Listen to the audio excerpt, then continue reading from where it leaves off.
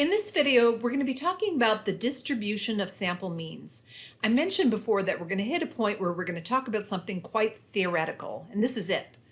So we're going to talk about this DSM, and we're going to talk about its role in inferential statistics. So it is possible from a population maybe to get thousands of samples, and those samples will all be different, right? But if we take the mean of all of those samples and we plot them out, an orderly pattern will actually form. And this pattern makes it possible for us to make predictions about samples, the likelihood of getting a certain sample with a certain mean. So sample characteristics then can be predicted with some accuracy. So this is what it looks like. We have a population of scores on the left-hand side. And if I select a random sample of a certain number of scores and I compute the sample mean over and over again, those sample means would start to form a very orderly pattern that looks like the normal distribution. So when I say select a random sample of n scores, we can fill in any number. Maybe it's a sample of 4 scores, maybe it's a sample of 6 scores. That's the size of the sample that you draw. And for each of those samples, you're calculating a mean. And if you did that for every possible sample in the population, we would have this frequency distribution that starts to emerge like the normal distribution. So we're going to talk more about this. So the distribution of sample means, this is theoretical, you would never do this, but it's the collection of all possible random samples obtained from a population, and once placed in a frequency distribution, it forms a normal distribution. So just like we could never survey or measure a whole population, we can't measure all possible samples, but we can mathematically predict what this would look like. It's built on a mathematical proposition, and this is where I ask you to be somewhat theoretical in this. So this is an example of what it would look like. Let's say that I had a large population and I drew every possible sample, the sample size, let's say, is 6. And I calculate the mean for every possible configuration from the population as far as a sample. Each box in the distribution represents one sample mean, and this is indicated in the red circle, M for mean, shows that this is a distribution of means.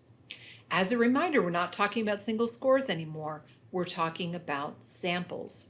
So I take a sample of 6, I find their mean, and I throw it on this graph, and then I throw them back into the population, grab another 6, take their mean and throw them back. So every possible configuration from the sample is represented here. And what happens is, no matter what, when you consider all the possible samples, the means of those samples forms a normal distribution. So the distribution of sample means is based on sample statistics, not individual scores. We're going to get away from the idea of individual scores. And remember, it's not something that we really do calculate. We don't collect every single sample and plot them out. But it is based on a mathematical proposition, so we can use math to estimate this distribution of sample means.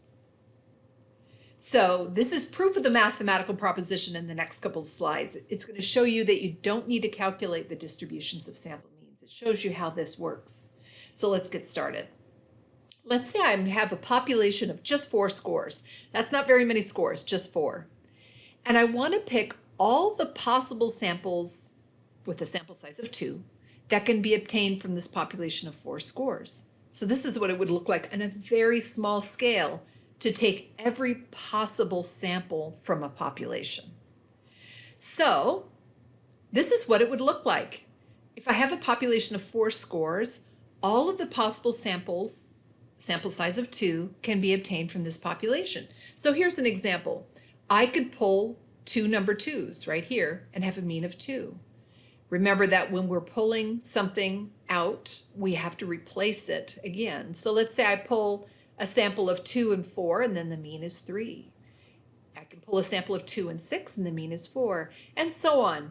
So what you'll notice here is we only had 4 scores, and it only took us 16 tries to get every single possible mean from this population.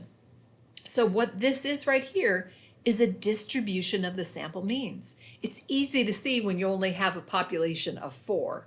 So this is where I'm asking you to think about whether you had a population of 10,000. We could do the very same thing theoretically, we wouldn't do it in practice. So just to reiterate, we had a population of 4 scores. We looked at every possible combination of 2 scores from these 4, and we ended up with this distribution of means. Let's see what the this distribution of means looks like when it's plotted out. Oh my gosh, it's a normal distribution. So when we take all the possible sample means and we put them in a graph with just 16 scores, it takes the shape of a normal distribution.